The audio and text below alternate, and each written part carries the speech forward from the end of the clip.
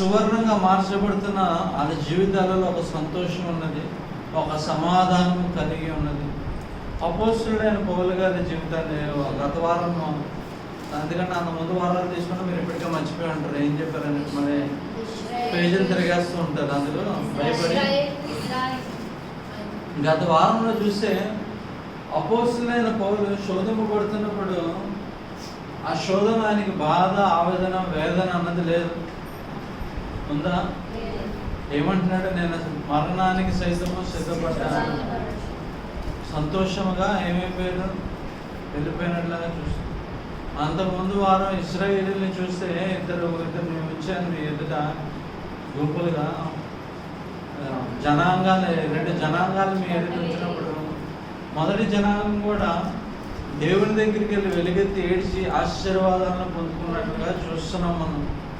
నిరాశపడినట్లుగా చూడట్లే. అయితే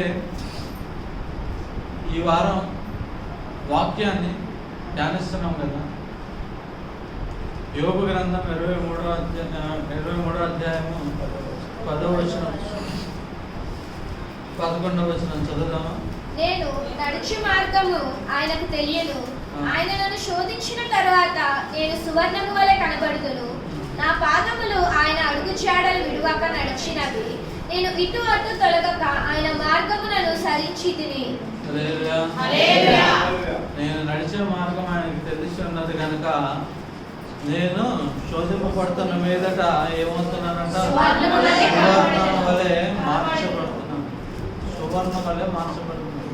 నేను నడిచే మార్గం ఆయనకి తెలుసు కదా అన్న ఈ అంశాన్ని బట్టి మనం చూస్తాం. సరే, ఈ వారం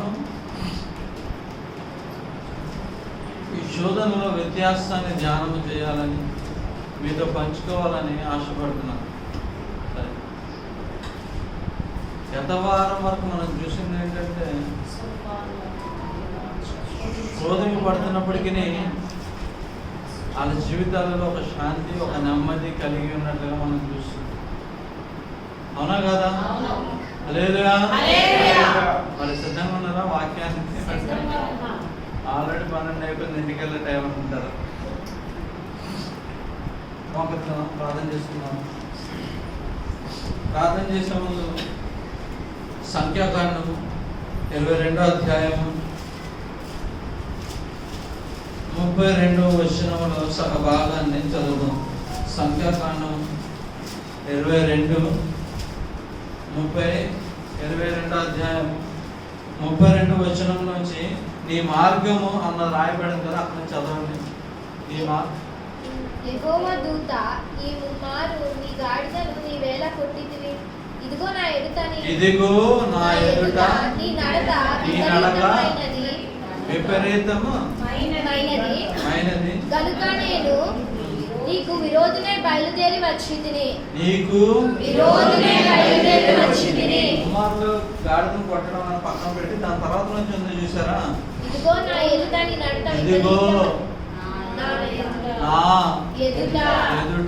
నడక నీ నడక విపరీతమైనది కనుక ఇదిగో నా ఎదుట నీ నడక అండర్లైన్ చేసుకోవాలి. ఆ మాట మీరు అంతా రాసుకోండి.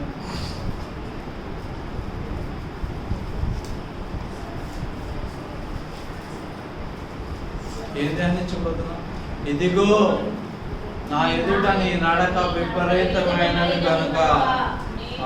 ఇప్పుడు ఏం చెప్తున్నాను? నేనే నీకు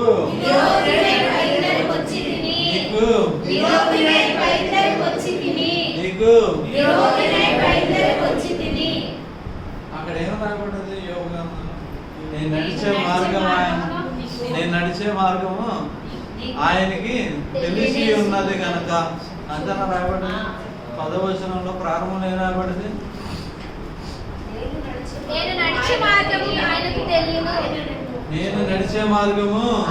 తెలియను. నేను నడిచే మార్గము అబ్బా, నేను నడిచే మార్గము ఆయనకి తెలియను. సంఖ్యాకాండంలో అన్నాడు, అయ్యా నీ మార్గము నాకు తెలిసి ఉన్నది. అది నా కంటికి ఎలా కనిపిస్తుంది? ఒక విపరీతముగా కనిపిస్తుంది. అది విపరీతముగా శోధించినందున ఏం చేయడానికి వచ్చాడంట? ఎలా వచ్చాడు? విరోధం అంటే మీకు మీనింగ్ తెలుసా? ఏంటి విరోధం అంటే? విరోధం అంటే విరోధం చేస్తున్నాడు అని అంటే ఏంటి? గొడవ పడుతున్నాడు. విరోధం అంటే ఏంటి? వ్యతిరేకుడు, వ్యతిరేకత, వ్యతిరేకించుటకు లేదంటే ఆపు చేయుటకు. ఏ మార్గము? ఈయన ఏదైతే మార్గంలో నడుచుకొని వెళ్ళిపోయి ఆ మార్గము చాలా ఏముందంట? ఎలా కనిపిస్తుంది? ఆ మార్గము విపరీతముగా కనిపిస్తున్నది.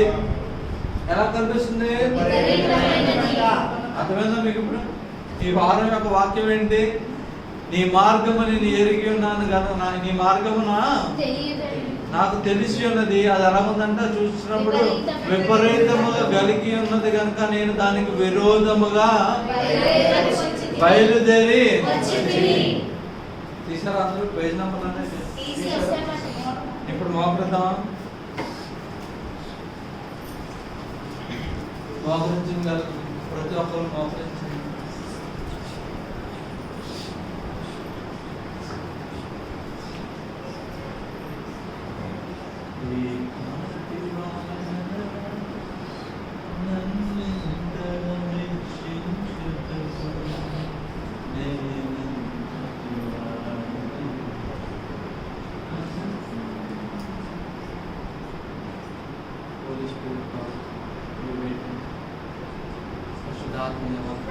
మీ సహాయం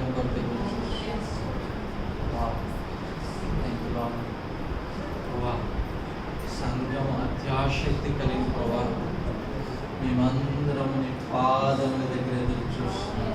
మా తండ్రి, నీ పాదముల దగ్గర నీ చేయి వైపు ఎదురు చూస్తున్నాగా మాకు కావాల్సిన శ్రేష్టమైన ప్రభా ఆహారం పెట్టమని అడుగుతున్నాం. వాక్యంతో నింపమని అడుగుతున్నాం. అది మేము భుజిస్తుండగా తింటుండగా ప్రభా మా హృదయాలు సంతృప్తి పడటకు సహాయం దయచేయండి. మా హృదయాన్ని వాక్యంతో నింపబడటకు సహాయం దయచేయండి. తద్వారా ప్రభా నీ జీవ కార్యము, నీ ఆత్మ కార్యము మా జీవితాలలో మేము గుర్తిరిగినట్లుగా కనపరిచే వారిగా మార్చివేయమని అడుగుతున్నాం.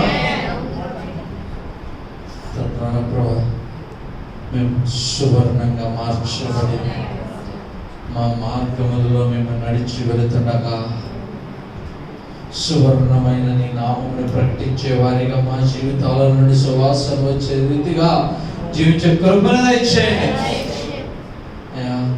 ఇక్కడ వచ్చిన వారు అందరినీ చేతిలో నిలబడిన నేను కూడా ప్రభా నీ చేతులకు అప్పగించుకుంటున్నాను. మా ఆలోచన మా తలంపులను పెరిగివేయండి. మా హృదయాలను సిద్ధపరచండి. మా తలంపులని కట్టివేయమని అడుగుతున్నాం. ఈ వాక్యం ప్రభా నీ బలమైన బాణం వలె సంధిస్తుండగా మేమందరము దానికి లోబట్టకు సహాయం దయచేయండి. దుష్టుడు ఏ గురుగులు విత్తుటకు వీలు లేదని ప్రకటిస్తున్నాం. తద్వారా ప్రభా మంచి నేల మీద పడి ఫలించే విత్తనము వలె మేమందరము ఫలించినట్లుగా సహాయం చేయమని అడుగుతున్నాం. ప్రభా మేముగా ధ్యానిస్తున్న ఈ వాక్యం ఏమి చదవదు కానీ ప్రభా నిలబడిన నన్ను జ్ఞాపకం చేసుకో. ఆకాశము భూమి గతించిన నీ వాగ్దానము గతించిన మాట నిజమైనది కనుక నీ వాగ్దానాన్ని చేతపట్టి నిలబడుతుండగా నా నోరుని తెలుస్తుండగా నీ సజీవమైన మాటలతో నింపమని అడుగుచున్నా. నీ వాగ్దానాన్ని స్థిరపరచమని నెరవేర్చమని అడుగుచున్నా. నా ప్రభు నా రక్షకుడిని యేసుక్రీస్తునామమున ప్రార్థించి వేడుకుంటున్నాం తండ్రి. ఆమేన్ ఆమేన్ హల్లెలూయా హల్లెలూయా. దగ్గరగా గట్టిగా గత వారం అయితే మీరు అంతా టిఫిన్ చేయకుండా వచ్చారేమో. ఎందుకు 8 గంటలకు కానీ ఇప్పుడు తినేసి వచ్చారు కదా, చెప్పాలి గట్టిగా. ఎలా ఏం వినిపిస్తున్నా వచ్చేమన్నా చెప్పాలి, చెప్పండి గట్టిగా. సరే, ఇప్పుడు చదవబడిన వాక్య భాగాన్ని మనం తేటగా చూసినట్లయితే సంఖ్యాకాండం 22వ అధ్యాయం 22వ అధ్యాయంలో మనం చదవబడిన మాట 32వ వచనంలో ఉన్నట్లుగా చూస్తున్నాం. ఆయన పరిశీలన చేసి ఒక వ్యక్తిని చూస్తున్నట్లుగా మనం చూస్తున్నాం. ఆ వ్యక్తి యొక్క నడవడికను చూస్తున్నట్లుగా మనం గ్రహించగలుగుతున్నాం చదవబడిన మాటను బట్టి. ఆ నడవడికను గ్రహిస్తుండగా అది ఆయనకి ఎలా కనిపిస్తుందంట? విపరీతముగా కనిపిస్తున్నది. ఆ నడక లేదంటే ఆయన వెళ్తున్న మార్గము ఎలా కనిపిస్తున్నదంట? ఎలా కనిపిస్తుంది? చెప్పాలి గట్టిగా, చెప్పండి గట్టిగా. ఎవరైతే చూచుచున్నారో ఆ చూచుచున్న వ్యక్తికి ఆయన నడిచే మార్గము సరైనది కాదు అన్నది తెలుస్తున్నది. దాన్ని బట్టి ఆయన చెప్తున్న మాట ఏంటంటే, అయ్యా నువ్వు నడిచే మార్గము విపరీతంగా ఉన్నది కనుక నిన్ను ఏం చేయటంట? ఎలా బయలుదేరాడంట? బయలుదేరడం కాదు కానీ ఆ మార్గ మధ్యంలో నిల్చున్నాడు ఆయన. నీకు విరోధినై నీ మార్గ మధ్యంలో నిల్చున్నట్లుగా మనం చూస్తున్నాం. ఎలా చెప్తున్నారయ్యా నిల్చున్నట్లు అని అంటే చెప్తాను మీకు. ఫస్ట్ ఆ మార్గం ఏంటో చూద్దాం, 2 నిమిషాలు. సరే, ఓకే. ఇప్పుడు ఈయన వెళ్తున్న మార్గం ఎటువంటిగా కనిపిస్తుందంట? విరోధముగా. ఎగ్రీ అవుతున్నారు? ఎగ్రీ అవ్వట్లేదా? సరే, అదే అధ్యాయంలో 20వ వచనం చదవండి. ఆ రాత్రి దేవుడు బిలాము యొద్దకు వచ్చి ఆ మనుష్యులు నిన్ను పిలిచి వచ్చిన ఎడల నీవు లేచి వారితో వెళ్ళుము.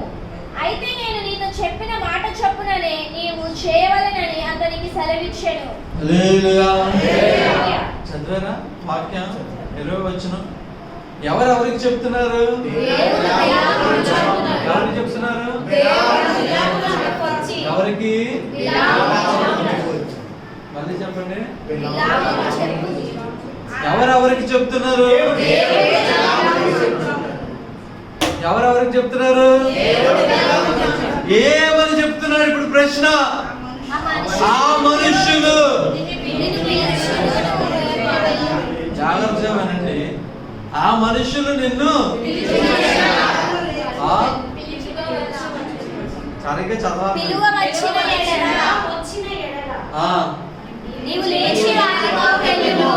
నీవు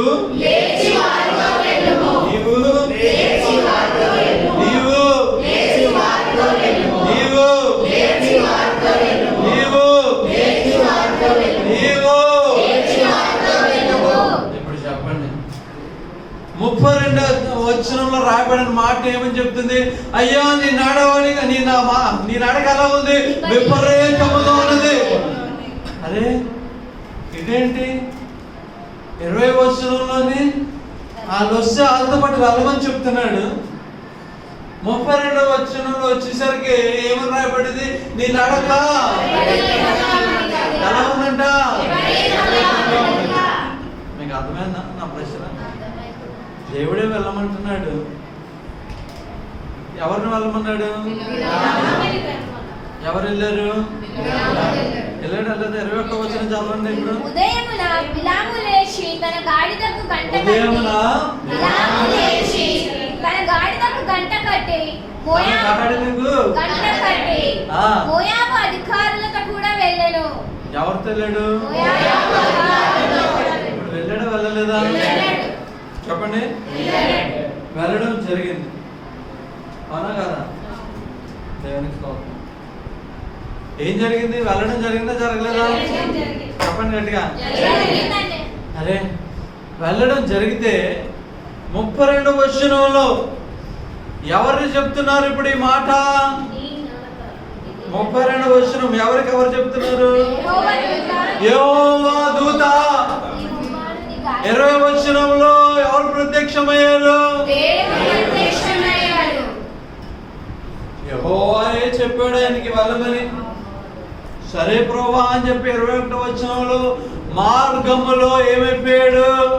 ప్రయాణము చేయడానికి సిద్ధపడి మోయాబులు ఎవరైతే వచ్చారో, అఫీషియల్స్ ఎవరైతే వచ్చారో ఆ పెద్దలతో ఏమైపోయాడు? చెప్పండి గట్టిగా. వెళ్ళలేదా? వెళ్ళలేదా? వెళ్ళినప్పుడు ఎందుకు మాట రాబడింది? ప్రభు అవ్వదు ఇక్కడ వెళ్ళమన్న తర్వాత మాట మార్చాడా? మరి ఎందుకు రాబడ్డది? ఈ మాట చదివినప్పుడు ఫస్ట్ 32వ వచనం చదివినప్పుడు ఏమనిపించాలి మీకు? ఈయన ప్రభు చేయొద్దని పని చేస్తున్నాడు, వెళ్ళొద్దన్న మార్గంలో వెళ్తున్నాడు కనుక ఆ మార్గము విపరీతముగా ఎలా ఉందంట? అందుకు దేవదూత ఆపరేట్ చేయడానికి వచ్చింది అని గ్రహించి ఎవరైనా అనుకుంటారు, అవునా కాదు? కానీ ఇప్పుడు 20వ వచనం చదివిన తర్వాత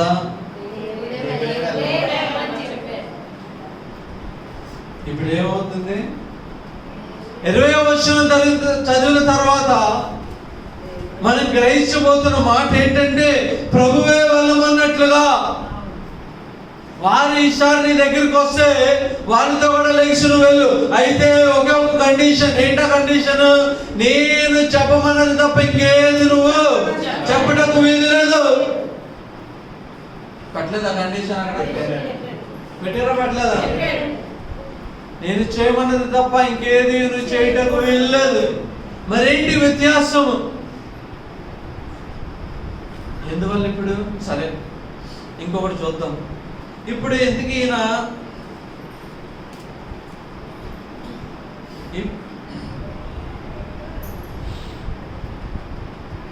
22వ వచనం చదవమ్మా. అతడు వెళ్ళుచుండగా దేవుని కోపము రగులుకొనెను. అతడు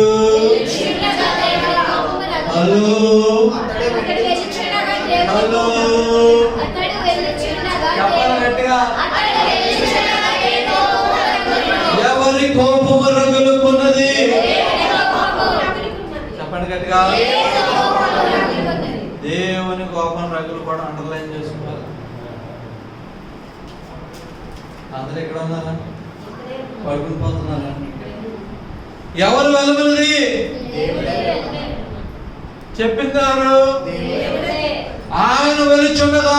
ఇప్పుడు ఎవరికి కోపం వస్తుంది? ఏంటి వ్యత్యాసము?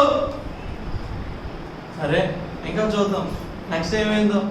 ఆయన వెలుచుండగా దేవుని కోపము రగులుకొనెను. నెక్స్ట్ యెహోవా దూత అతనికి విరోధి అయి త్రోవలో నిలిచెను.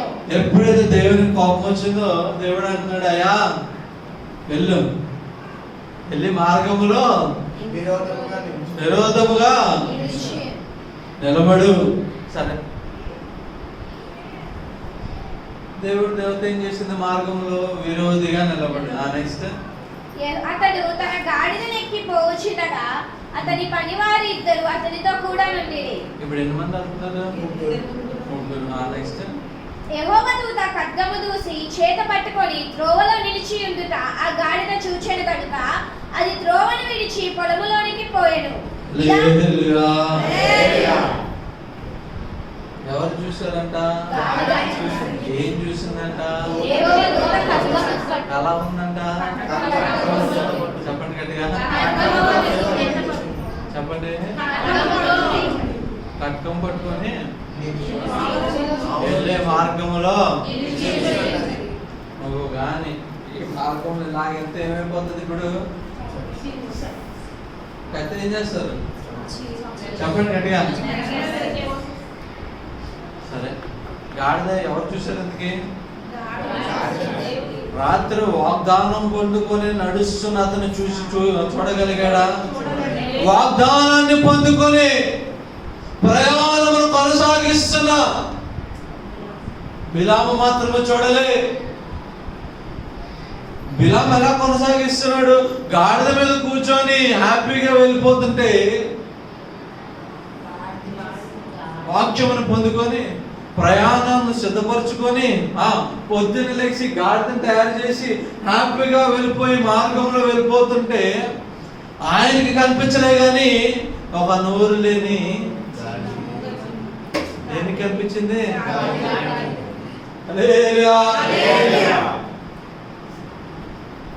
Your flesh should dominate. Your spirit should dominate your flesh. నీ ఆత్మ నీ దేహమును అధిగమించు. సరే చూద్దాం. గాడిదకి కనిపించింది. నెక్స్ట్ ఏమైంది? యెహోవా దూత ఇరుప్రక్కల గోడలు గల ద్రాక్ష తోటల సందులో నిలిచాడు. గాడిద యెహోవా దూతను చూచి 23వ వచనం చదివేశారా కంప్లీట్గా? యెహోవా దూత ఖడ్గము దూసి చేత పట్టుకొని త్రోవలో నిలిచి ఉండుట ఆ గాడిద చూచెను గనుక అది త్రోవను విడిచి పొలములోనికి పోయాడు. జాగ్రత్తగా త్రోవను విడిచి ఎటు వెళ్ళిపోయిందంట? చెప్పండి.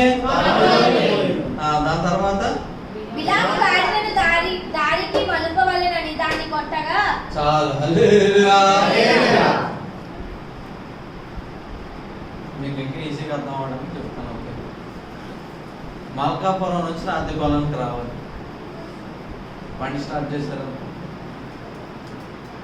కిక్ స్టార్ట్ చేసి వచ్చేస్తున్నారు. బిలాము కూడా అలాగే బయలుదేరాడు ఒక మూవప్ చేసి హ్యాపీగా వెళ్ళిపోతుంటే ఇప్పుడు ఏమైపోయింది? మధ్యలో ఆఫ్ ట్రాక్ అయిపోయింది. గాడిద ఏం చేసింది? పొలంలోకి తీసుకెళ్ళిపోయింది. మీరు రావాల్సింది మీరేంటి? గాజువాక నుంచి ఎటు సైడ్ రావాలి? ఆది పొలం తిరగకుండా గొర్రెల పొలం తిరిగిపోతే అయిపోతే. గాడిద కూడా ఏం చేసింది? ఎటు తిరగాల్సింది అటు తిరిగింది. ఇప్పుడు ఏం చేస్తున్నాడు ఈయన?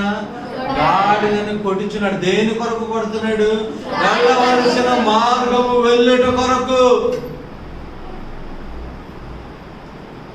అర్థమైందా మీకు? దేని కొరకు కొడుతున్నాడు? వెళ్ళవలసిన మార్గము వెళ్ళకుండా వేరే వైపుకు వెళ్ళిపోతున్నావు. నా మార్గం ఇటువైపు ఉన్నది కనుక నువ్వు అటువైపు తీసుకెళ్తున్నావు కనుక ఏం చేశాడంట? గాడిదని కొట్టాడా కొట్టలేదా? ఓకే, నెక్స్ట్ ఇప్పుడు చదవము. యెహోవా దూత ఇరుప్రక్కలను గోడలు గల ద్రాక్ష తోటల సందులో నిలిచాడు. గాడిద యెహోవా దూతను చూచి గోడ మీద పడి బిలాము కాలును గోడకు అదిమెను గనుక అతడు దాన్ని మరలా కొట్టెను. హల్లెలూయా. సరే కొట్టాడు పాపం. ఇప్పుడు ఏమైపోయింది? మళ్ళీ ఇంకో మార్గంలో వెళ్తున్నారు. మొదటిసారి కొట్టడం జరిగిపోయింది. మళ్ళీ రెండోసారి ఏమైంది? ఇప్పుడైనా సరే చూడగలుగుతున్నాడు ఆయన. రాత్రంతా ప్రార్థన చేసి పడుకున్నాడు. మళ్ళీ మీరు ఎక్కడే ఉండండి, ప్రభు దగ్గరికి వెళ్ళి కనిపెట్టి ప్రార్థన చేసి 18, 19 వచనాల్లో ఉంటే 19వ వచనంలో చూస్తే మనకు తెలుస్తుంది. 19వ వచనం చదవండి. కాబట్టి మీరు దయచేసి ఈ రాత్రి ఇక్కడ నుండి యెహోవా నాతో నీకేమి చెప్పినో నేను తెలుసుకుందునని బాలాకు సేవకులకు ఉత్తరమిచ్చాను. రాత్రి అంతా ఒక అంశం గురించి ప్రార్థన చేశాడు. అదే మీరు అర్థం చేసుకోవాల్సింది. ఎందుకు చదివిస్తున్నానంటే రాత్రి అంతా ఒక అంశం గురించి ప్రార్థన చేసి పొద్దున్నే వెళ్ళండి అన్న ఆజ్ఞను పొందుకొని ప్రభువు దగ్గర పొందుకొని ఇప్పుడు ఎన్నోసారి అయితే రెండోసారి మళ్ళీ ఏమవుతున్నాడు? ప్రయాణం చేయించున్నాడు. ప్రయాణం చేయించుంటే రెండోసారి ఇప్పుడు ఎక్కడికి వెళ్ళింది గాడిద? ఎక్కడ? ద్రాక్ష తోట వైపు వెళ్తుంటే మళ్ళీ ఎవరు నిల్చున్నారు? జాగ్రత్తగా అర్థం చేసుకోవాలి. మీరు 2 సార్లు అడ్డగింపబడ్డారు. మీకు చెప్పింది చెప్తే బోర్ కొట్టొచ్చేమో, కాళ్ళ నొప్పులు రావచ్చేమో, కానీ ఇక్కడ ఒక మంచి సత్యాన్ని మనం చూడబోతున్నాం. 2 సార్లు అడ్డగించబడింది. 2 సార్లు అడ్డగించబడినప్పటికీ ఆయన ఏం చూస్తాడు? ఇంకా చూడలేకపోతున్నాడు. ఎవరిని చూడలేకపోతున్నాడు? గాడిద చూస్తున్న దృశ్యముని ఈయన చూడలేకపోతున్నాడు. గాడిదే దేవదూత అయితే కత్తి పట్టుకొని నిల్చొని ఉన్నదో ఆ దృశ్యం ఈయన చూడలేకపోతున్నాడు. గాడిదే దృశ్యం అయితే చూస్తుందో, మార్గ మధ్యంలో నిలబెట్టి చూస్తుందో అది గ్రహించలేక రెండోసారి కూడా దేన్ని కొడుతున్నాడు? గాడిదని కొడుతున్నాడు. ఈసారిగా గట్టి కొట్టాడు. ఎందుకు? కాలం అయిపోయింది. చెప్పాలి గట్టిగా. చదవండి, అక్కడ మాట రాయబడి ఉంటది. గాడిద యెహోవా దూతను చూచి గోడ మీద పడి బిలాము కాలును గోడకు అదిమెను కనుక అతడు దాన్ని మరలా కొట్టెను. నెక్స్ట్ యెహోవా దూత ముందు వెళ్ళుచు కుడికైనను ఎడమకైనను తిరుగుటకు దారి లేని ఇరుకు చోటున నిలువగా గాడిద యెహోవా దూతను చూచి బిలాముతో కూడా క్రింద కూలబడెను కనుక బిలాము కోపము మండి తన చేతి కర్రతో గాడిదను కొట్టెను. హల్లెలూయా. ఈసారి గాడిద బాగా తెలివైంది అయిపోయింది, 2 సార్లు తప్పించింది. ఈసారి అటు ఇటు తిరగడానికి వీలు లేని ప్రదేశంలో నిలబడ్డది. నిలబడితే పాపం గాడిద ఇంకేం చేయాలో తెలియక ఏం చేసిందంట, సతికిల పడి కింద కూర్చుండిపోయింది. ఇంకా కింద కూర్చునిపోతే ఇప్పటికి ఈసారి ఏమొచ్చింది, దీనికి ఏమొచ్చింది, కోపము. అండర్లైన్ చేసుకోవాలమ్మా.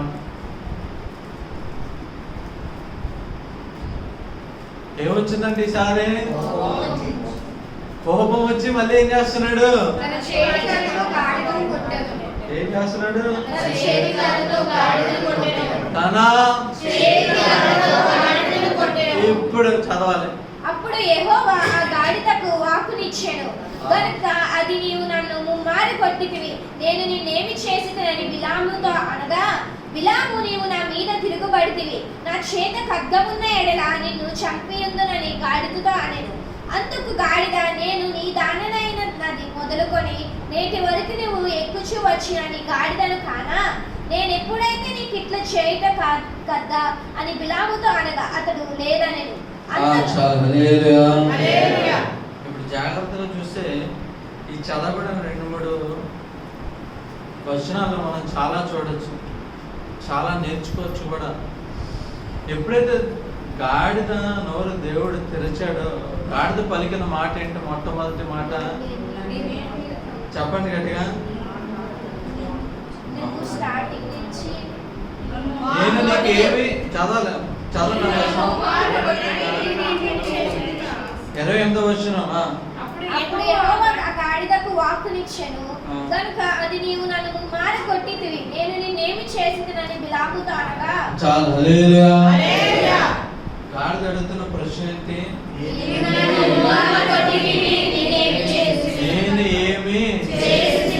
నేను నీకేం చేశాను, నన్ను ముమ్మార్లు కొట్టావు. గాడిద యొక్క ఉద్దేశం ఏంటో తెలుసా, పైన కూర్చున్న అతను ఎవరు, ఒక గొప్ప ప్రవక్త. గాడిదను నాకే కనిపిస్తుంది, ప్రవక్తకి ఇంకా కనిపించాలి కదా. గాడిదను నేనే గ్రహిస్తుంటే నిన్ను మోసుకెళ్ళి తీసుకెళ్తున్నా నా యజమానుడికి తెలిసి ఉండాలి కదా నేనే తప్పు చేశాను. గాడిద ప్రశ్నిస్తుంది ఒక ప్రవక్తను, ఏమని, నేనేం చేశాను నీకు, నీ కనబడటం లేదా, ముమ్మార్లు కొట్టావు. ఏం చెప్తున్న మాట ఏంటో తెలుసా, కొట్టడమే కాదు, కత్తి పెట్టి, హలో హలో, నేను కొట్టడమే కాదు కానీ నా చేతిలో కత్తి ఉంటే. ఈ మాటకి చాలా అర్థం ఉందండి. మీకు అర్థం కావట్లేదు, అర్థమైతే ఎలా ఉంటున్నారు.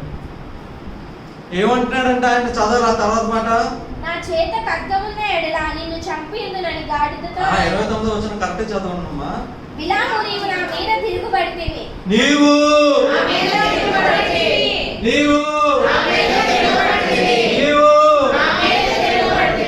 నెక్స్ట్, నా చేత ఖడ్గమున్న ఎడల నిన్ను చంపియుందునని గాడిదతో అనెను. హల్లెలూయా. బిలాము చెప్తున్న మాట ఏంటి, నీవు ఏంటంట.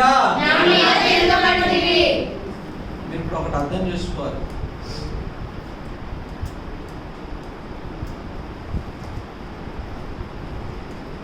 బిలాము గాడిద ఒక రిలేషన్ మనం అర్థం చేసుకుంటే ఎలా అర్థం చేసుకుంటామో తెలుసా, ప్రతి పనికి దేని వాడేవాళ్ళు ఎంత, అవునా కదా, ట్రాన్స్పోర్టేషన్ కాదు, ప్రయాణానికి కానీ, బరువులు మోయటం కానీ, దేనికైనా గాడిదని వాడేవాళ్ళు. గాడిద చాలా ఏంటి ఇంపార్టెంట్ పాత్ర. ఎందుకు, ప్రయాణం చేయడానికి కానీ, బరువులు మోయడానికి కానీ అవన్నీ చేస్తున్నారా, వాడేవాళ్ళు, అవునా కదా. ఇప్పుడు ఈయన అడుగుతున్నాడు ఏంటి, నువ్వు నా మీద తిరగబడ్డావు, ఒక నేరారోపణ చేస్తున్నాడు. ఈయన ఏంటి ఆ నేరం మోపుతున్నాడు, నువ్వు నా మీద తిరగబడ్డావు కనుక ఏం చేయాలంట, ఏం చేస్తాడంట,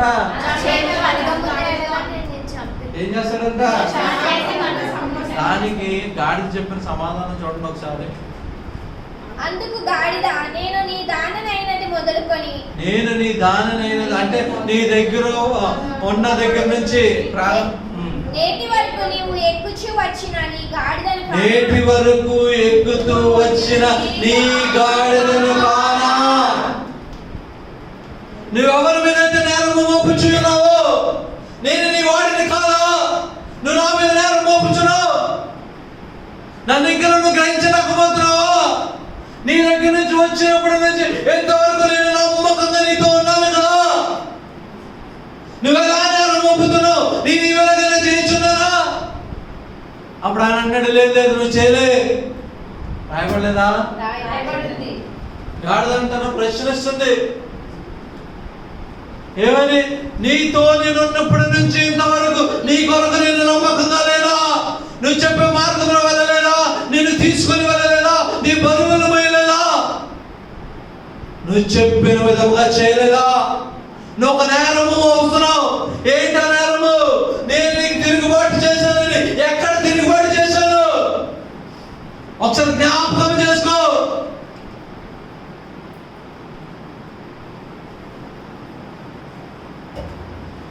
మాట చదివినప్పుడు నాకు అనిపించింది, ప్రభా నీతో శోధింపబడుతున్నప్పుడు సువర్ణంగా మార్చబడతారు కొన్ని మంది.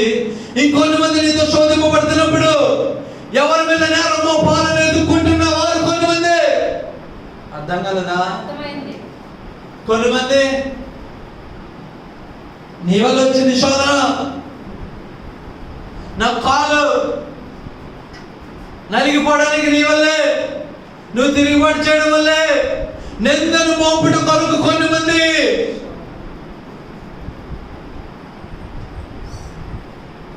ఎవరిని వెతుక్కుంటారు?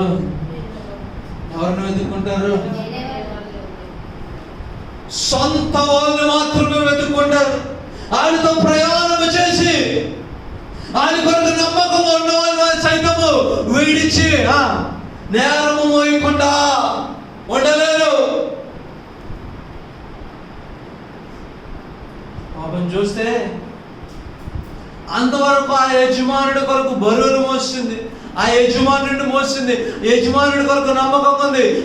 వర్షం పడిన ఎండ అయినా అక్కడ కట్టేస్తే అక్కడ తడుచుకుంటూ ఎండలో ఎండిపోతా గాడిద ఉందిలే. అందుకే గాడిద ధైర్యం అడుగుతుంది, నేను నీ దాని నుండి నాటి నుండి నేటి వరకు నీ కొరకు నేను నమ్మకంగా లేనా? ఎప్పుడు ఇదే విధంగా చేశానా? ఇంకా ఆన్సర్ చెప్పడానికి ఇంకేం లేదు. అంటే ఏంటో తెలుసా?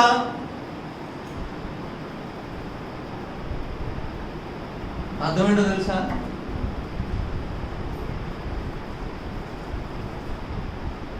చెప్పండి, ఏంటి అర్థం? చెప్పాలి ఫాస్ట్గా, అర్థమైంది. దాని అర్థమేంటో తెలుసా? ఆ గాడిద నమ్మకంగా ఉంది. ఆయన మాట ఎప్పుడు చెవదాటలే. ఆయన ప్రతి అవసరత తెలుస్తూనే ఉన్నది. అందువల్ల గాడిద ప్రశ్నించగలిగినది. నేను ఎప్పుడు చేశాను నీకు చెప్పు. ఒక ఎగ్జాంపుల్ అయినా చెప్పు, ఒక సన్నివేశమైనా చెప్పు. అంతేకాదు కానీ ఆ ప్రశ్న ప్రశ్నించినప్పుడు యజమానుడికి ఈయన దగ్గర సమాధానం లేదు. లేదు, నువ్వు ఎప్పుడు చేయలేదు, నువ్వు ఎప్పుడు చేయలేదు. నన్ను ఎక్కడ తీసుకెళ్ళమంటే నువ్వు అక్కడ తీసుకెళ్ళవు. ఏ మార్గంలో నడమంటే ఆ మార్గంలో నడిచావు.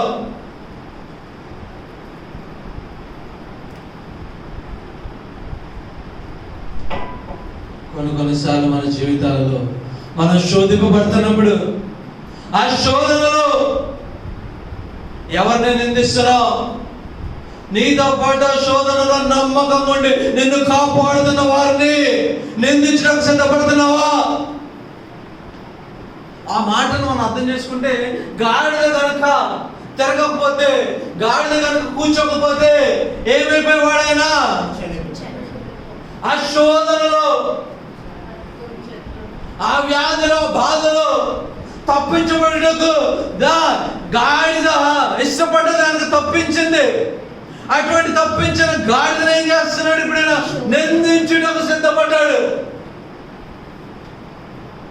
కొన్నిసార్లు శోధనలో కొన్నిసార్లు కష్టాలు కూడా మనం వెళ్తున్నప్పుడు, కొన్నిసార్లు కన్నీరు కూడా మనం వెళ్తున్నప్పుడు మనము గ్రహించలేని స్థితిలో నుండి నిన్ను తప్పించు వారిని, నీ కొరకు ఎవరైతే ఆ దీని నుండి తప్పించడానికి పెట్టి ఉన్నారో వారిని సైతం ఏం చేస్తున్నావు? నువ్వు ఏం చేస్తున్నావు? నిందించుటకు వెనకాడటంలే. అర్థమైంది మీకు ఇప్పటికే? సొంతదండి పాపం. అనేక మార్లు ప్రయాణం చేసి సొంత వాళ్ళ పక్క ఎవరో గాడి తెచ్చుకొని వెళ్ళిపోతున్నాడు ఆయన. సొంత గాడిదా తనతో పాటు కలిసి నడిచినది. ఆయన అన్ని ప్రయాణాలలో ఆ గాడిద ఆయనతో కూడా నడిచిన గాడిదది. ఆ గాడిద తన ప్రాణములకు తెగించి, ఎలా తెగించింది? కత్తుంటే ఏం చేసేవాడంట? కత్తుంటే ఏం చేసేవాడంట? నేను కొట్టడమే కాదు కానీ నువ్వు మొదటిసారి దారి తప్పినప్పుడే నా చేతిలో కత్తుంటే పొడిచేవాడిని. తన ప్రాణాలు సైతం లెక్క పెట్టకుండా తన యజమానుడిని కాపాడాలని ఇష్టపడింది. యజమానుడైతే చూసే ద్వారం లేదు, గ్రహించలేకపోతున్నాడు. ఇప్పుడు చదువుదాం దాని తర్వాత మాట 31వ వచనం. అంతలో యెహోవా బిలాము కన్నులు తెరిచెను గనుక అబ్బా అనలైన్ చేసుకోవాలి గట్టిగా. మీరు ఎవరు కళ్ళు తెరిచారంట? హలో, ఎవరు తెరిచారు? చెప్పండి గట్టిగా. ఎవరి కళ్ళు తెరిచారు? తెరవగా గనుక దూసిన ఖడ్గము చేత పట్టుకొని త్రోవలో నిలిచి ఉన్న యెహోవా దూతను అతడు చూచి తల వంచి సాష్టాంగ నమస్కారము చేయగా, యెహోవా దూత, ఈ ముమ్మారు నీ గాడిదను నీ వేళ కొట్టితివి. ఇదిగో నా ఎదుట నీ నడక విపరీతమైనది కనుక నేను నీకు విరోధనే బయలుదేరి వచ్చింది. కళ్ళు తెరవబడిన తర్వాత కత్తి పట్టుకొని దేవదూతను చూస్తే ఏం చేశారు? మనోళ్ళు ఏం చేశారంట? తెలిసి ఏమడుగుతున్నాడు? చెప్పిన మాట ఏంటి?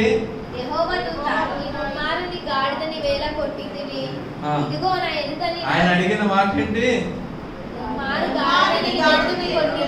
చెప్పండి. హలో, ఎక్కడ ఉన్నారా? ఏంటంట? ముమ్మారు నీ గాడిదని ఎలా కొట్టిందివి?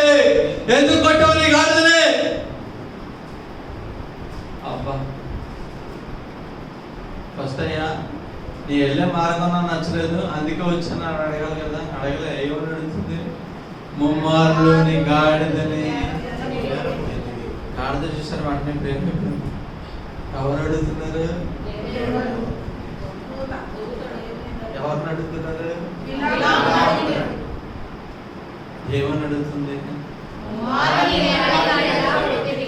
జాగ్రత్త, నువ్వు శోధన పడుతున్నప్పుడు, శోధనలో ఎవరి మీద నిందలు మోపుతున్నావు? ఒక దినం రాబోతుంది, ఆ దినములో ఆయన నిన్ను ప్రశ్నించబోతున్నాడు. ఎలా నిందించావు? ఎందుకు నీ గాడిదను కొట్టావు? ఒకసారి కాదు, 2 సార్లు 3 సార్లు జవాబు ఇవ్వడానికి సిద్ధంగా ఉండాలి. కొన్నిసార్లు మన జీవితాలలో నింద వేయటకు చాలా సులువుగా ఏం చేస్తుంటాం? మనం మాటలు విచ్చలవిడితనంతో విసిరివేస్తూ ఉంటాం. ఇంకొన్నిసార్లు చేతలలో చూపిస్తుంటాం. విలామం చేతల్లో చూపించడం మాటల్లో చెప్తున్నాడు. మనం రివర్స్. ఫస్ట్ కొంచెం డీసెంట్ కదా, నీట్గా బట్టలు వేసుకుంటాం కదా, అందరం కొంచెం జుత్తులు కొట్టుకుని బాగోదని చెప్పి ఏం చేస్తాం? ఫస్ట్ చేతల కంటే ముందు చెప్పండి గట్టిగా. హలో, అర్థమైందా మీకు? అర్థం కాలేదు. అందుకని అడుగుతున్నాడు, నీ గాడిదని ఎందుకు కొట్టావు? ఫస్ట్ నీ నడక బాగలేదు, అందుకే నేను వచ్చాను. విపరీతంగా ఉన్నది, నాకు వ్యతిరేకంగా ఉంది, అందుకే విరోధించడం వచ్చాను అని అడగట్లనే. ఫస్ట్ అడిగిన ప్రశ్న, ముమ్మారు నీ గాడిదని ఎందుకు కొట్టావు? జాగ్రత్త. ఒక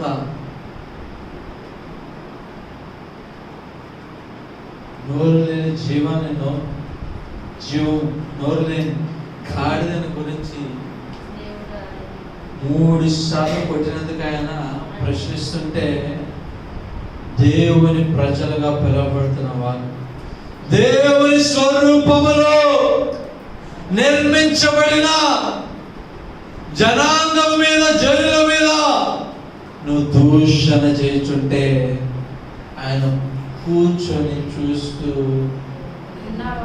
చెప్పండి, కూర్చొని చూస్తూ ఇంకా 4 దోషాలవి. అయితే జాగ్రత్తగా ఒక మాట అర్థం చేసుకో. మొదటిసారి కొట్టినప్పుడు రావచ్చు కదా అంటే ఒక సమయం ఉన్నది, నీకు కూడా ఒక సమయం ఉన్నది. సమయం వచ్చినప్పుడు నువ్వు సాష్టాంగపడి ప్రభువా అని అడిగినా, ఏమడిగినా నీ జవాబు తెలుసుకునేట కొరకు ఆయన ప్రశ్నించబోతున్నాడు. జాగ్రత్త. ఇలా అనుకున్నాడు, గాడిదే కదా, నాదే కదా, చంపేసిన ఎవరు అడగరేమో, నేనే కదా కనిపించాను, నేనే కదా అన్ని చేశాను, నేనే పోషించాను, నేను ఒక మాట అన్నా పర్లేదు, కారణం లేకుండా ఎవరిని నిందించటకు వీలు లేదు. జాగ్రత్త. కారణం ఉంటే మొత్తం నిందించచ్చా? దానికి కూడా ఉంది, అసైన్మెంట్ చేసి తీసుకురావాలి మీరంతా. ఏం చేయాలి? జాగ్రత్త సుమా. ఎవరిని దూషిస్తున్నావు? నీ బాధలను, నీ కన్నీళ్ళు ఎవరిని దూషిస్తావు? పిల్లలు తల్లిదండ్రులని, తల్లిదండ్రులు పిల్లల్ని, అత్తమామని, కోడలు, అల్లుడు, ఎవరిని దూషిస్తున్నావు? ఒక దినం ప్రశ్న రాబోతుంది, ఒక దినం ప్రశ్న రాబోతుంది. నీ నడవడిక బాగలేదన్న దానికంటే ముందు నువ్వెవరినైతే నిందించావు ఆ నింద గురించి, ఆ నిందింపబడిన వారి గురించి ప్రశ్న రాబోతున్నది. ఫస్ట్ నీ నడవడం బాగాలేదు అందుకని అడిగాడా? ఫస్ట్ ప్రశ్న ఏంటి? ఏంటి ఫస్ట్ ప్రశ్న? ఫస్ట్ నేను అనగా విపరీతంగా ఉన్న దగ్గరకు వచ్చాను రాయబడ్డది, రాయబడలే.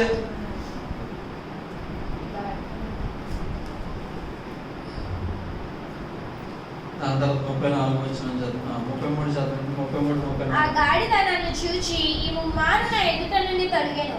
అది నా ఎదుట నుండి తొలగని ఎడల నిశ్చయముగా నేను అప్పుడే నిన్ను చంపి దాని ప్రాణమును రక్షించేందునని అతనితో చెప్పాను. నీకు అర్థం కాలేదండి? అర్థం చెప్పాలి గట్టిగా. ఏంటంట? గాడిద తప్పించింది కాబట్టి నేను ఇంకా బ్రతికి ఉన్నాను. ముమ్మార్లు నిశ్చయముగా నీ గాడిద తప్పించింది, కానీ తప్పించకపోతే నీ ప్రాణమును తీసా గాడిద ప్రాణమును, నీ ప్రాణము తీసా గాడిద ప్రాణమును. ఈ మాట ఎప్పుడైతే చదవబడదో, ప్రభా మీకు అర్థం కాలేదు కదా నేను చెప్పాను. కొన్నిసార్లు మన జీవితాలలో మనం ప్రయాణం చేస్తూ ఉంటాం. ప్రయాణం చేస్తూ ఓకే ఈ విధంగా చెప్తాను. గాడిద మొట్టిగా తింటున్నప్పుడల్లా ఏమనుకుంటుంది? ఏమనుకుంటుంది? ఈ దూత ఇటుపక్క తిరిగితే తప్పించబడతాడేమో, మా యజమానుడు తప్పించబడతాడేమో, నేను తప్పించబడతాడేమో అని తిరగడం మానివేసి వేరే మార్గంకి వెళ్తుంది. మళ్ళీ మొట్టిగా తింటుంది. నొప్పిని పరుస్తూ ఏం చేస్తుంది? తన ప్రయాణమును మారుస్తుంటే దేవుడు చెప్తున్న మాట ఏంటో తెలుసా? ఇగో ఆ గాడిద ఒకళ్ళు తెల్లంగా వస్తే ఆ గాడిద నేను ఏం చేయను, కానీ నిన్ను మాత్రం చంపివేయుచున్నాను. చెప్పలేను ఇంకా. అర్థమైందో తెలుసా? ఆ శోధనలను వెళ్ళిపోతుంటే నిన్ను తప్పించుటకు ఆయన సమర్థుడు. హల్లెలూయా. ఎవరిని తప్పిస్తాడంట? గాడిదను. ఎవరైతే గాడిద పట్టుబడుతుంది, గాడిదని ఎందుకు పొందింది, అయినప్పటికీ ఆ గాడిదని ఏం చేస్తాడంట ఆయన? ఏం చేస్తాడంట? ఏమన్నా ఒక ప్రశ్న, వాగ్దానం గాడిద పొందినా బిలాము పొందుకున్నాడా? గాడిద తప్పించబడుతుందండి బాబు. మరి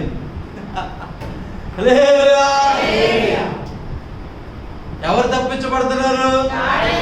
అయితే గాడిదకు ఒక లక్షణం ఉన్నది, గాడిద చూడగలుగుతున్నది, బిలాము చూడలేకపోతున్నాడు. అందువల్ల గాడిద తప్పించబడదు.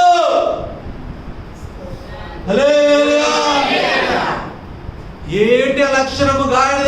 గాడిద చూడగలుగుతున్నది, బిలాము చూడలేకపోతున్నాడు. తన ప్రయాణము చేసినప్పటికీ ఈ నింద పొందుతున్న గాడిద ఆ ప్రయాణం ఇస్తున్న మార్గమును తేటగా చూస్తూ ఆ మార్గములో ఎవరు నిలిచి ఉన్నారో గ్రహించగలుగుతున్నది. అందుకే ఆ గాడిద ప్రాణం తప్పించబడటకు దూత ఇష్టపడ్డది. నీ మార్గంలో వెళ్ళిపోతున్నట్టు గ్రహించగలుగుతున్నావా? మనం గ్రహిస్తాం. ఏం గ్రహిస్తాం? బిలాం గారు లాగే ఏం గ్రహిస్తాం తెలుసా? తెచ్చుకున్న 4 బ్యాగులు ఉన్నాయా? పైన 2 కింద 2. మధ్యరాత్రం ఇంకేం చేస్తారు? మళ్ళీ చైన్ తీసి కట్టేస్తారు. ఏంటంట? ఏం చేయండి? దేనికి? ప్రయాణం. బ్యాగులు పోతున్నాయి. గాడిద తెచ్చుకున్న బ్యాగులు కింద పడిపోతున్నాయా? సైడ్కి జారిపోతున్నా? నేను ఇక్కడ ఫాస్ట్గా వెళ్తున్నానా, మెల్లిగా వెళ్తున్నానా, నా యజమాని కుదిరిపోతున్నాడా అన్నది కాదు గ్రహిస్తున్నది. వెళుతున్న మార్గము ఎదుట కనుదృష్టి ఉంచగా ఆ మార్గములు ఎవరు నిలిచి ఉన్నారు. మీకు అసలు అర్థం కావట్లేదు. వాక్యం అర్థమైతే ఏం చేయాలి? పాటికి ఎగ్గురు గెంతులేయాలండి. ఏం గ్రహిస్తుంది గాడిద? ఆ మార్గములో ఎవరు నిలిచి ఉండి ఎవరు వెంబడిస్తున్నారు. శారీరకంగా కాదు, ఆత్మీయంగా గ్రహిస్తుంది. అందుకే గాడిద తప్పించబడ్డది. హల్లెలూయా. అందుకే గాడిద తప్పించబడ్డది.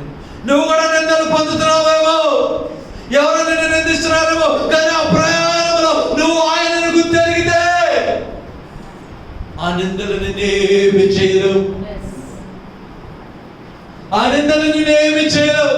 ఆ శోధనలో నిన్ను తప్పించడానికి ఆయన ఇష్టంగా ఉన్నాడు. గ్రహించగలుగుతున్నావా? హలో, ప్రశ్న. గ్రహించగలుగుతున్నావా? మనమైతే గ్రహించాం. ఇంకొక గుణ లక్షణం అంటే తెలుసా గాడిది? ఒకసారి నింద పొందింది, ఒకసారి పట్టుకే తప్పును కొట్టింది, అయినప్పటికీ తన యజమానుని కాపాడి విడిచిపెట్టలే. రెండోసారి కొట్టబడింది, అయినను విడిచిపెట్టలే. నన్ను కొడుతున్నాడు కదా, చచ్చిపోతే అయిపోద్ది కదా అని తీసుకెళ్ళిపోలే నేరుగా. ఏం చేసిందో తెలుసా? ఒక పక్క నొప్పిని భరిస్తూ ఇంకొక పక్క భారమును మోసుకుంటూ ముందుకు సాగుటకు ఎలా సాగుతుందో తెలుసా? ఈసారి వెళ్తుండగా మళ్ళీ వస్తుందా లేదో అని ఎదురు చూపుతూ కళ్ళు తెలుసుకొని గ్రహించే ఆత్మను పొంది నడుస్తున్నది. నువ్వు నేను ఎలా నడుస్తున్నావు? ఒక మాట అన్నారండి, ఇంకెందుకంటే ప్రార్థన చేయడం మానేస్తాను, చర్చికి రావడం మానేస్తాను. గాడిద నాకు దెబ్బ తగిలింది, నేను వెళ్ళిపోతా అని వెళ్ళిపోలే, విడిచిపెడలే. తన యజమానుని కొరకు ముమ్మార్లు నొప్పిని అనుభవించి ప్రాణముకు సైతం లక్ష్య పెట్టి ఈ నొప్పిలో ఈ బరువు మోసు కూడా చూస్తున్నది. ఇంకను 2 సార్లు అయిపోయింది, 3వ సారి అక్కడ ఉందో అమ్మో అని జాగ్రత్తతో అడుగులు వేస్తూ అటు ఇటు తిరగడానికి దారి లేనప్పుడు చేసేది లేక సర్ది కలబడినదే. ఎవరికి రేటు వీళ్ళిద్దరిలో? ఎవరికి రేటు నేను చెప్పరా? ఎవరైతే మార్గంలో వెళ్తున్నప్పుడు తన కళ్ళను నిలిపి ఉంచి గ్రహించగల ఆత్మను పొంది ఉంటారో వాళ్ళు గ్రేట్. నీ విశ్వాస జీవితంలో నువ్వు 40 సంవత్సరాలు, 50 సంవత్సరాలు, 6 సంవత్సరాలు, 2 నెలల సీనియర్ అయినా నీకు కావాల్సిన ఒకే ఒక అనుభూతి నీ విశ్వాస జీవితంలో ఆయన వైపు చూసి ఆయన ఉన్నాడు లేడు అని గ్రహించలేని జ్ఞానము లేకపోతే నువ్వు మృతముతో సమానం. నువ్వు వెళుతున్న మార్గం ఎక్కడికి వెళ్తుంది తెలుసా? గాడి తాగిపోయింది కానీ నీ ప్రయాణము చంపవేయబట్టుకే. జాగ్రత్త, జాగ్రత్త. అందుకే అడుగుతుంది గాడు, యా ప్రారంభం నుండి నీ దాని అయినప్పటి నుండి నీకు ఎప్పుడైనా ఎలా చేసినా? ఎప్పుడైనా ఎలా చేశానా? ఎప్పుడు చేయలేదు. అప్పుడు అంటున్నాడు ఇంకా లాభం లేదు. కళ్ళు తెరిసిన చూసిన సన్నివేశం గాడిద చూడగలుగుతున్నాడు. అడుగుతున్న ప్రశ్న, ఉమ్మార్లు ఎందుకు కొట్టావు? ఉమ్మార్లు హల్లెలూయా, హల్లెలూయా. ఎన్ని మంది గాడిదలా కావాలని ఇష్టపడుతున్నారండి? గాడిద నాకెందుకండి చెప్పండి, చేయి గట్టిగా పైకెత్తాలి. బోర్డు బట్టలు తెచ్చేసేమంటారా? హల్లెలూయా. గాడిదలుగా మారాలన్న ఆశ నీలో ఉంటే గాడిద వలె నిన్ను పొందుతున్నప్పటికీ ప్రభు ఇచ్చిన భారమును విడిచిపెట్టక ఏం చేయాలి? ప్రభా, నా కళ్ళు దృష్టి నీ మీద నిలిచి ఉండేటట్లుగా నాకు సహాయం చేయి. నేను నువ్వు ఇచ్చిన భారమును విడిచిపెట్టకు వీల్లేదు. నువ్వు నన్ను శోధించుచుండగా నేను సువర్ణంగా మార్చబడాలా? నా నాడక నీకు తెలిసినది కనుక అది నీకు ఇష్టమైనదిగా మార్చేయా. విశ్వాస జీవితంలో నీ మనస్సాక్షి ఎప్పుడైతే మరణించిందో ఆ రోజు నుంచి నీ పతనము ప్రారంభం అంత జాగ్రత్త. విశ్వాస జీవితంలో నీ మనస్సాక్షి ఎప్పుడు ఎలా ఉండాలి? సజీవముగా ఉండాలి. అది ఎప్పుడు నువ్వు తప్పు చేస్తున్నప్పుడల్లా నేరారోపణ చేయాలి. నేను ఇక్కడ పడిపోతున్నావు, జాగ్రత్త, నేను తప్పు చేస్తున్నావు. ఆ కన్విక్షన్, ఆ పశ్చాత్తాపం, ఆ నేరారోపణ అనుభూతిని కోల్పోయానుకో చాలా ప్రమాదము. నువ్వు ఆత్మీయంగా సచ్చిన వాడిగా ఉంటావు, జాగ్రత్త. ఈయనేమిప్పుడు తెలుసా? ముమ్మార్లు హ్యాపీగా ప్రయాణం చేస్తున్నాడు. ఎందుకో తెలుసా? ఈయన ఆత్మీయంగా సచ్చిన వాడైపోయాడు, గ్రహించలేకపోతున్నాడు. వెళ్తున్న మార్గాన్ని గ్రహించలేకపోతున్నాడు. చదవండి అమ్మా, నెక్స్ట్ వచ్చిన. అందుకు బిలాము నేను పాపము చేసితిని. నీవు నాకు ఎదురుగా త్రోవలో నిలిచుట నాకు తెలిసినది కాదు. నాకు ఎదురుగా త్రోవలో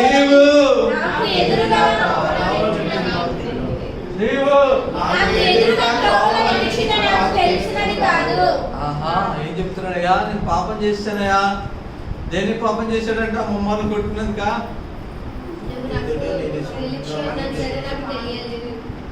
లేదా దేవుడు చేద్దాని పని చేశాడా?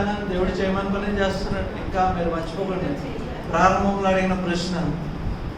ఆ నెక్స్ట్, కాబట్టి పని నీ దృష్టికి చెడ్డడైతే నేను వెనుకకు వెళ్ళేదని యెహోవా దూతతో చెప్పగా, చెప్పాలి దగ్గరగా, కనుక ఈ పనిని నీకు ఇష్టం లేకపోతే నేను తిరిగి వెళ్ళిపోతాను అంటున్నాడు. మళ్ళీ ఇప్పుడు చెప్పాలి, మరి ఈ పని నీకు ఇష్టం ఇష్టం లేకపోతే 20వ వచనంలో ప్రభు ఎందుకు చెప్పాడయ్యా నువ్వు వెళ్ళని?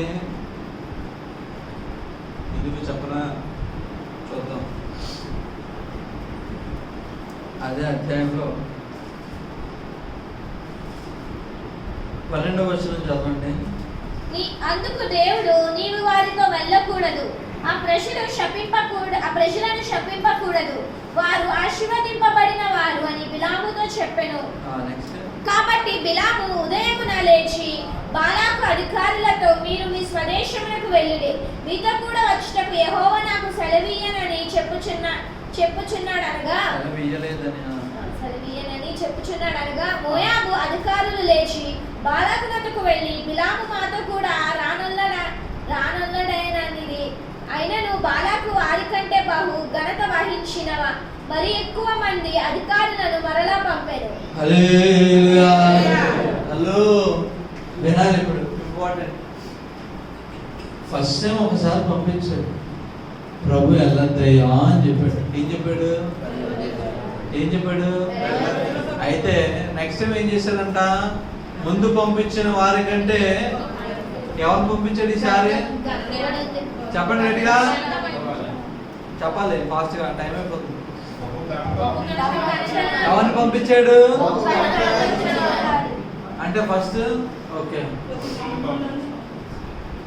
ఫస్ట్ మామూలు పంపిస్తే ఓకే. మీకు ఏ విధంగా చెప్పండి. ఫస్ట్ సీఎం అని పంపించాడు అనుకున్నాం, నా తర్వాత ఎవరిని పంపించాడు? ప్రైమ్ మినిస్టర్ని పంపించాడు. మీకు అర్థమైంది ఇప్పుడు వ్యత్యాసం? ముందు పంపబడిన వారి కంటే తర్వాత పంపబడిన వారు ఏంటంట? చెప్పాలి గట్టిగా. ఫస్ట్ టైం ప్రభు చెప్పాడయ్యా వెళ్ళకు. వాళ్ళు ఆశ్చర్యపడిన జనాంగం అంటే రెండోసారి పంపబడిన వారే వాళ్ళతో పడి తెచ్చిన గిఫ్ట్ని చూసి ఏమంటాడు? మళ్ళీ ప్రభు దగ్గరికి వెళ్ళి అడుగుతున్నాడు, ప్రభా ఒకసారి అర్థం ప్రభు. మీకు అర్థమైంది ఇప్పుడు? ఏంటి అర్థమైంది? ఆయన హృదయంలో ఏమున్నది? ప్రభు మాట కంటే వచ్చే వారి మాటలు, వాళ్ళ వేషధారణ. అబ్బా ఇది మంచి డ్రెస్, మంచి బంగారం పెట్టుకొని వచ్చాడబ్బా, మంచి వేడి డబ్బులు కారు దిగి వచ్చాడబ్బా, చాలా మంచి చర్చకు వస్తే భలేగా ఉంటుంది, కూర్చోండి. ఎక్కడ కూర్చో? ఫస్ట్ సీట్ ఏంటి? బిఏడబ్ల్యూ కార్లు వచ్చి ఒకసారి ప్రభుని వెళ్ళాడు. ప్రభు ఏం చెప్పాడు? వాళ్ళు బిఏడబ్ల్యూ కార్లు వచ్చినా, పంచడెప్పని సైకిల్ మీద వచ్చినా నువ్వు వెళ్ళకు. వాళ్ళు తీసుకెళ్తున్న పని, నీతో చేపించాలన్న పని, ఉద్దేశించిన తలంపు నాకు వ్యతిరేకమైనది అంటే ఈయన అన్నాడు, టైర్ పంచర్ అయిపోయిన సైకిల్ ఏంటి, బిఏడబ్ల్యూ కార్ ఏంటి? ప్రభా ఇంకొకసారి అడుగుతాను ప్రభా, రాత్రంతా ప్రార్థన చేసి బిలాము యొక్క హృదయం సరిగ్గా లేదు, దేవుని మాట మీద లేదు, కానీ రెండోసారి పంపబడిన జనుల మీద, వాళ్ళ వేషధారణ బట్టి, వాళ్ళు ఇవ్వబోయే తర్వాత, పని చేసిన తర్వాత ఇవ్వబోయే ధనమును బట్టి ఏమైపోయాడు? పడిపోయాడు.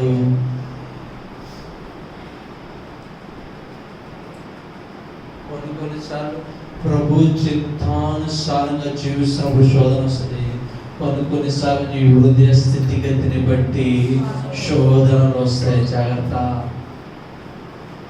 రెండోసారి ప్రభు దగ్గరికి వెళ్ళి అడిగినప్పుడు ప్రభు అన్నాడు, రాత్రంతా ఇంకొకటే ప్రార్థన కదా, సరే వెళ్ళు, కానీ ఒక కండిషన్ చెప్పాడు. ఏం చెప్పాడు? నేను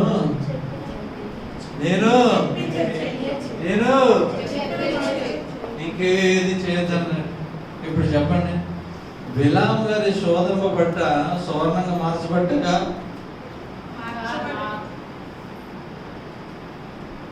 బిలాము గారు శోధింపబడ్డ సువర్ణంగా మార్చబడ్డగా అంతంలో మళ్ళీ ఏం పొందుకున్నాడు? ప్రభువు దగ్గర వెళ్ళి ఇజ్రాయేల్ అందరినీ ఆశీర్వదిస్తాడు. కానీ ఒక వ్యత్యాసం ఉంది, ఈ శోధింపబడుతున్న మార్గంలో బిలాము కోపం వచ్చింది, దేవునికి కోపం వచ్చింది. దేవుడు మొదటికి ఇష్టపడ్డాడు. బిలాము తన సొంత గాడిద మీద కోపపడి ఏం చేశాడు? గాడిదని గాయపరిచాడు. ఈ శోధనలో వెళ్తున్నప్పుడు బిలాముకు శాంతి లేదు. ఇంతకుముందు వారాలన్నీ చూస్తే ఆ శోధనలో వారికి శాంతి ఉన్నది, సమాధానం ఉన్నది, ఆనందం ఉన్నది. వారితో పాటు నడుస్తున్న వారికి కూడా ఆనందమును పంచిపెట్టగలిగారు. కానీ ఇక్కడ ఈ శోధనలో ఏం లేదు, బిలాముకు లేదు, బిలాముకున్న సొంత గాడిదకు లేదు. ఈ శోధనలో కోపం ఉన్నది. ఏ శోధనలు అయితే నువ్వు శోధింపబడుతున్నప్పుడు నీలో కోపము, భావోద్రేకాలు వచ్చుచున్నాయో, కోపముతో కూడి నిందారోపణ చేయించున్నావో, నిందలు మోపుతున్నావో, ఆ శోధనలో ఉన్నప్పుడు మనం ఏం చేయాలి? ముమ్మార్లు పరిశీలన చేసుకోవాలి. ఈ కష్టం ఎందుకు వచ్చినది? ఈ బాధ ఎందుకు వచ్చినది? ఆయన మంచి మాట అంటాడు. ఏమంటాడు తెలుసా? కీర్తన గారు, అయ్యా వేవ్స్ హావ్ లిఫ్టెడ్ అప్ అంటే నీళ్ళు అలలు బాగా పైకెక్కిస్తున్నాయి, ఫార్వర్డ్ ముంచి వేస్తున్నాయి, కానీ నాకు ఏముంది? నువ్వు తోడై ఉన్నావు అన్న మాట అంటాడు ఆయన. ఎలాగంటాడు? ఎందుకంటున్నాడు తెలుసా? ఆయన హృదయంలో శాంతి ఉన్నది. నువ్వు ఎప్పుడైతే ఏ కష్టంలో, ఏ బాధలో, ఏ ఇరుకులో, ఏ ఇబ్బందులను ప్రయాణము చేయొచ్చు, నీలో ప్రభువు ఇచ్చే శాంతి లేదో, అటువంటి శోధన, ఇబ్బంది, కన్నీరు, ఆవేదన నువ్వు ఏం చేయాలి? ముమ్మార్లు పరిశీలన చేసుకోవాలి. ఏ శోధనలు అయితే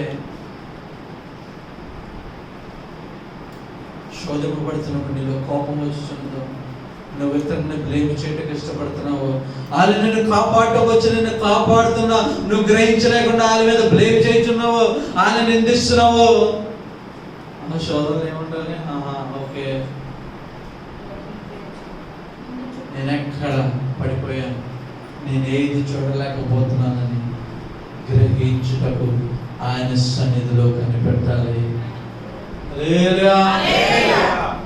బిలాము గ్రహించలేకపోయాడు. బిలాముని రెండోసారి కూడా రానంటే అసలు హ్యాపీగా ఉండేవాడా కాదా? హ్యాపీగా ఉండేవాడు. అయితే తర్వాత ఇదే బిలాము ఏం చేస్తాడు? ఇజ్రాయేల్తో పాపం పని చేపిస్తాడు. అది వేరే స్టోరీ.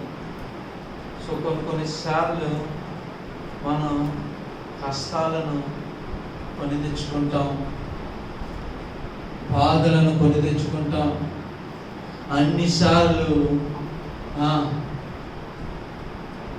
ఏంటి సువర్ణంగా మార్చబడ్డం కాదు, కానీ మనకున్న హృదయ ఆలోచనలు, తలంపులను బట్టి వాక్యానికి విరుద్ధమైన వెంబడించినప్పుడు, అత్యాశ కలిగినప్పుడు ఏం తెచ్చుకుంటాం?